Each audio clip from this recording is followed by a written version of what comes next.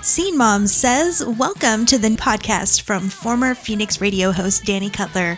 Each week bringing you independent music, industry news, the occasional interview, and other fun segments.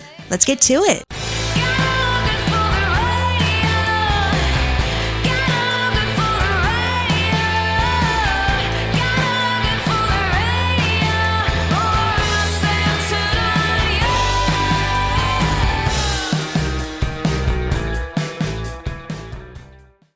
Scene Mom says hello and welcome to episode 93.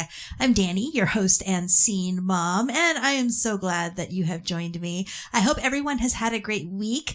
Mostly uneventful week here, I'm very happy to say.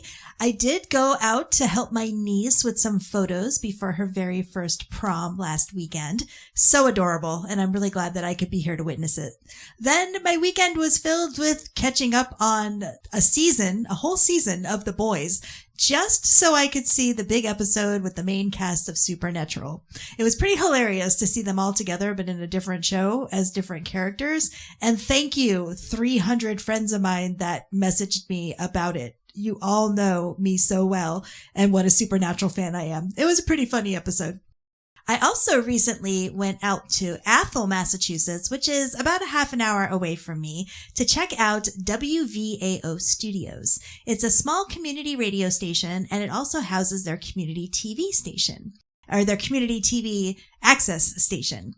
Oh, my friends, it has been almost 3 years since I've been involved with radio, and I think I might be getting closer to having a show again. But before y'all get so excited, I still have a lot to process, and I also have Montapalooza Music Festival coming up in 3 weeks, so I'm definitely not rushing it. Obviously, I will keep you posted. But for now, let's get back to it. As always, I have got your music news coming up, music history, a marketing tip, some interesting science news to share, but this week without the urine. Though it does involve water in some form. And I also have a few awesome indie tracks for you as well. So let's get back to the music with a new song from my friend Paul Perron out of Phoenix. He has a few music projects that he's involved with: Saint Pop, Withering Heat, and Oceans of Emotions. And this is the new Oceans of Emotions single, and I am blown away. It's so great. I hope you think so too. This is Hearts Doin' Time, and you're listening to What Scene Mom Says.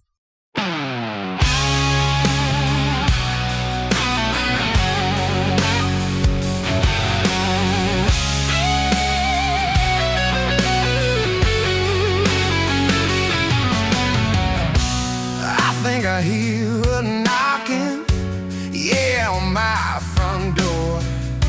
But that's just my heart beating out my soul. Well, I feel like crying out, but I'm in solitary. Nobody's here to hear me howling out loud.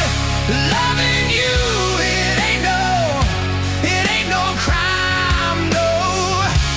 But my heart's still doing your time.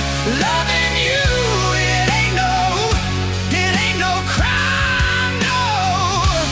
But my heart's still doing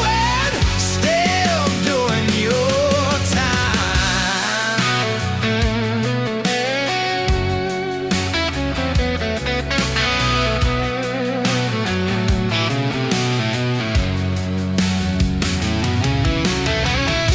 It's getting heavy, getting hard to breathe.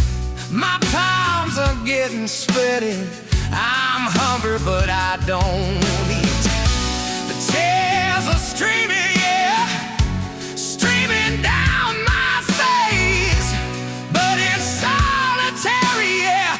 All I can do is cry and wait.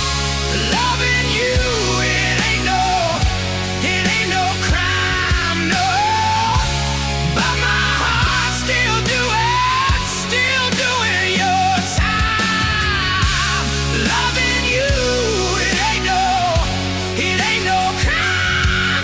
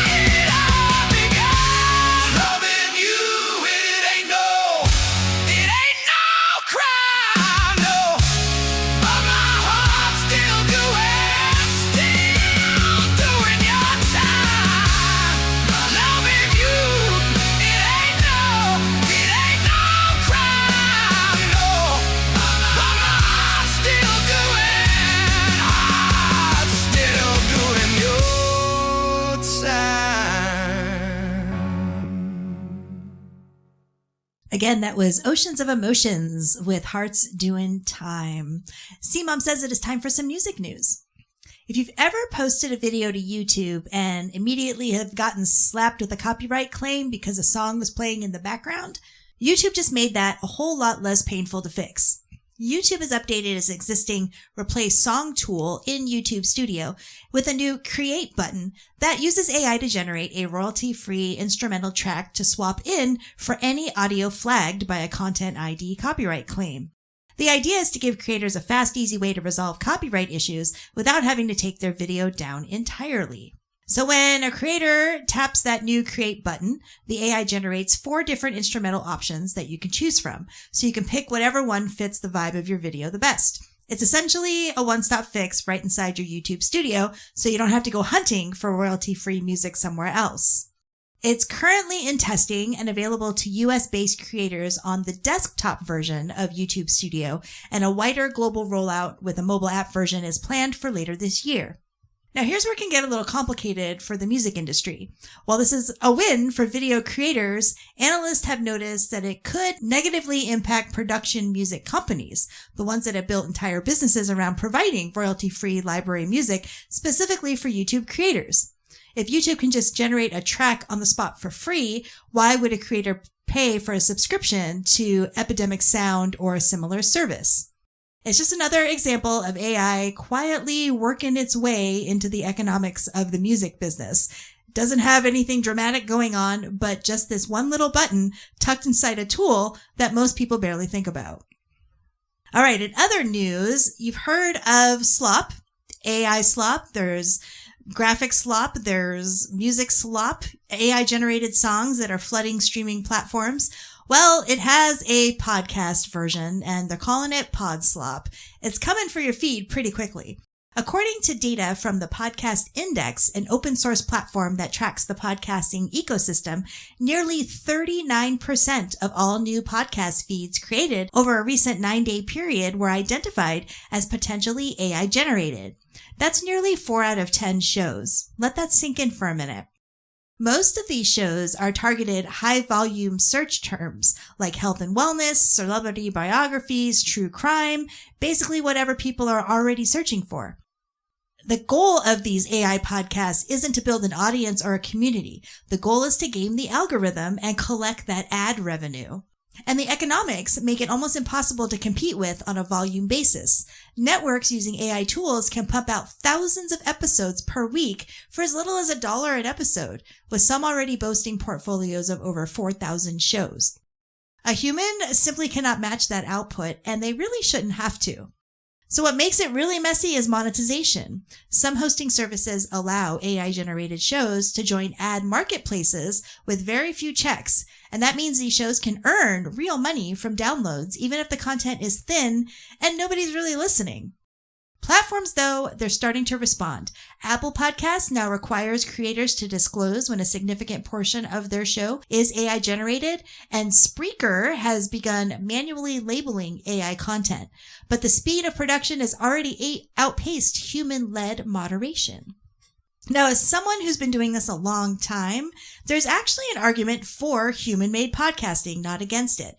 Authentic voices, real conversations, genuine community. AI cannot fake that, and listeners do know the difference. I will never, ever, ever use AI when I have my own voice to create this podcast. I record it, I edit it myself, I don't run it through any AI stuff. The only AI I use is to write my summaries for the news, and then I have to rewrite it so it sounds like me anyway. And so we just talked about AI flooding the podcast world. And so the same battle is playing out on music streaming platforms too. Spotify just made a pretty significant move to help listeners figure out what is real and what isn't.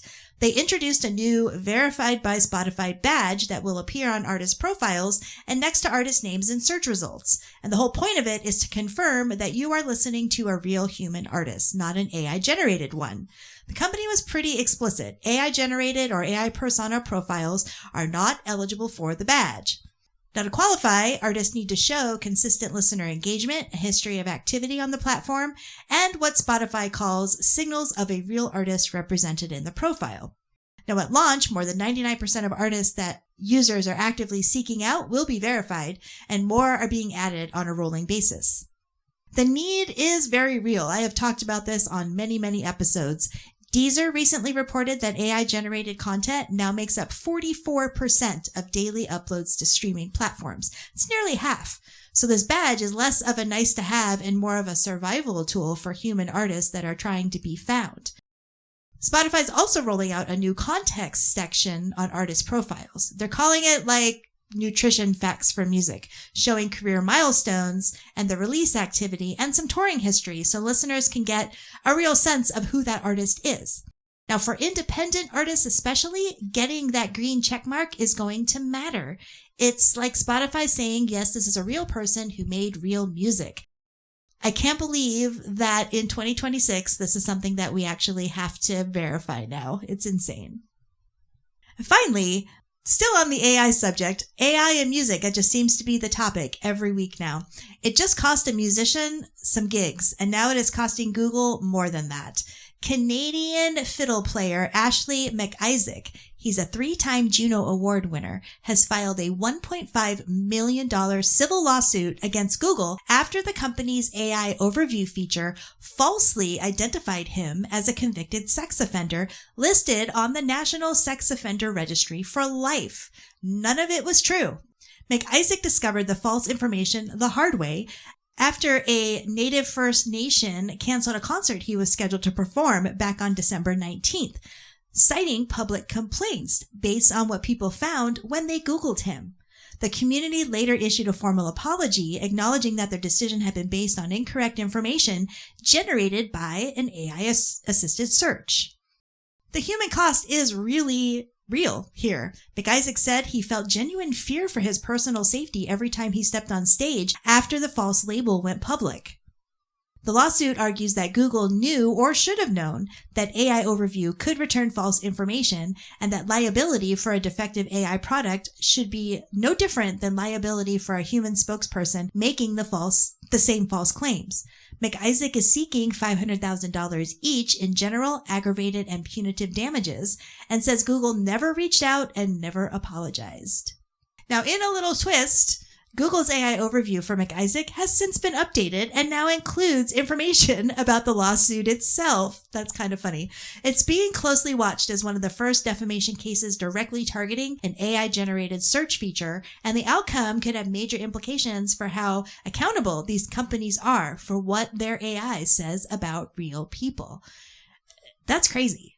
Another thing you should do is Google yourself every now and then and just make sure that all the right things are being said, especially in the AI overview search, because that's all people are looking at now is that, and they take it as fact. All right, that's your music news this week. And if you have any feedback or other thoughts or even some music news to share, you can always send me an email, scenemomsays@gmail.com.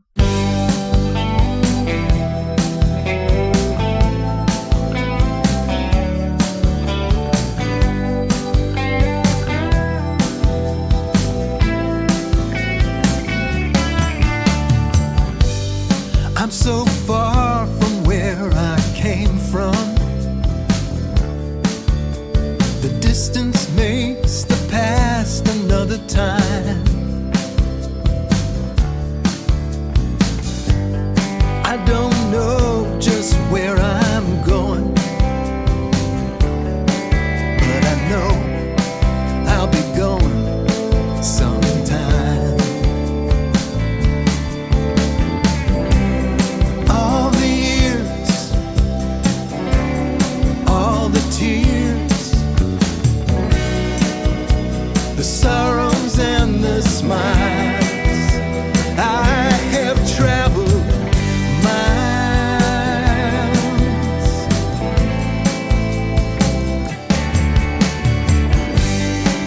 All the faces I have forgotten,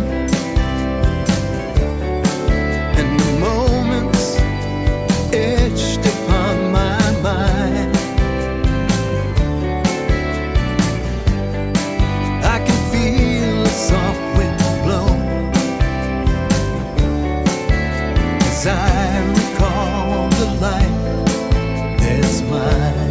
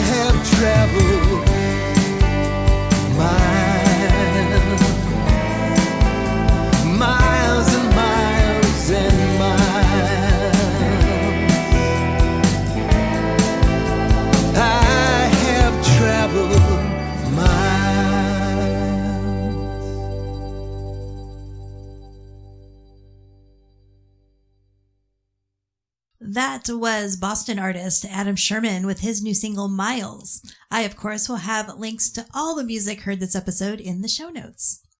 C-Mom says it is time for some music history.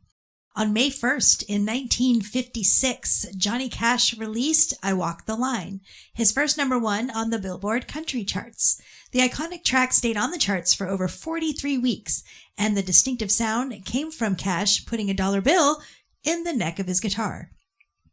On May 1st, in 1966, the Beatles performed in the UK for the very last time, playing 5 songs to 10,000 fans at the NME Poll Winners concert at Wembley, sharing the bill with the Rolling Stones, The Who, the Yardbirds, and Dusty Springfield. On May 8th, in 1965, on their first American tour, the Rolling Stones stopped in Jacksonville, Florida, where a 17-year-old Ronnie Van Zant was in the crowd. He decided that night that he wanted to be a singer in a rock band, and he would go on to front Lynyrd Skynyrd. Also on May 8th, in 1970, the Beatles released their final studio album, Let It Be, in the UK, closing the book on one of the most influential catalogs in music history. And finally, also again on May 8th, but in 2022, Bono and the Edge of U2 played an acoustic set at a Kiev subway station that had been converted into a bomb shelter in a show of solidarity with Ukraine following Russia's invasion. That is some music history for you this week. Thursday. Look, if you need help remembering, just think of it like this. The third day, all right? Monday, 1 day. Tuesday, 2 day. Wednesday, when? Huh? What day? Thursday. The third day, okay? You're listening to the Scene Mom Says podcast with your host, Danny Cutler. Catch up on past episodes at scenemomsays.com. All right, C-Mom says it is time for your marketing promo tip of the week. You don't have to follow every marketing insight suggestion. I came across an infographic about 12 different insights to improve your social media marketing. A few were helpful. A few made me think, no, I'd never do that. An example. 50% of consumers want to see brands post once a day. Do they? I mean, there are many stats on this topic about how often you should post. Once a day, every couple of days. I've even seen 4 or 5 times a day. To be fair, that is from Meta. This is an exercise in how well you know your audience and your followers. Take the flood of information on marketing with a grain of salt. Everyone claims to be an expert. Even mine, take my information with a grain of salt. If you're tuned in to what is working for your business, those suggestions lose their meaning. It also gives you the freedom to try something new. No one knows their business better than you do. This particular stat also means that 50% of consumers do not want to see their brands post once a day.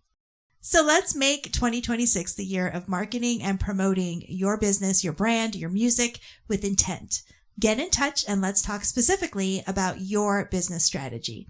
And if you want to chat more, you can schedule a consultation with me at dannycutler.com. I also have a twice monthly newsletter, and there's also the private Facebook group. Yep, all the links will be in the show notes.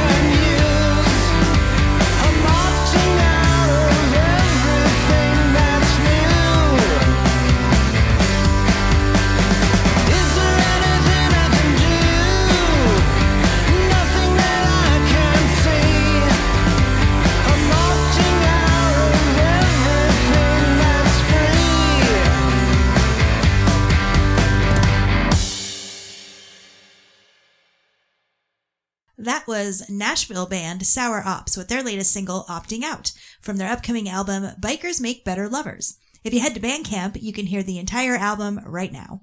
C-Mom says it's time for some nerdy science news.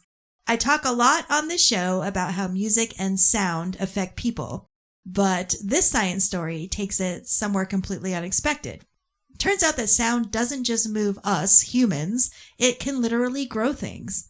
Researchers at MIT have published the first direct evidence that plant seeds can actually sense sounds in nature, and that the sound of rainfall causes seeds to germinate significantly faster than seeds in silence. In their experiments with rice seeds, the groups exposed to rain sounds germinated 30 to 40% faster than seeds in otherwise identical conditions. They also found that seeds closer to the surface responded more strongly. The nearer to the sound source, the faster the growth. So how does this work? When a raindrop hits the surface of a puddle or the ground, it generates a sound wave that vibrates the surrounding environment, and that includes any nearby seeds. Those vibrations are strong enough to physically jostle tiny structures inside the seeds, which are essentially the gravity sensors. Now, when those get shaken loose, the seeds interpret it as a signal. Conditions are right, it is time to grow. Sound, it turns out, is part of a seed's survival toolkit right alongside light, gravity, and water. Music moves people, rain moves seeds. Sound does a whole lot more than we ever really gave it credit for. And on that note, that is it for episode 93. Links to all the music and news that you heard this week will be in the show notes. And you have any feedback, you can always get in touch on social media. It's C-Mom Says on Facebook, on Instagram, dcutleraz, everywhere else is dcutleraz, I believe. And you can email cmomsays@gmail.com. And if you like what you hear, please share. It definitely helps support not just the artists that you hear, it helps me too. Thanks as always for listening, and you'll hear me again soon. You've been listening to the Scene Mom Says podcast. Intro, outro music is Look Good for the Radio by Fairy Bones. Learn more about Danny and the show at dannycutler.com.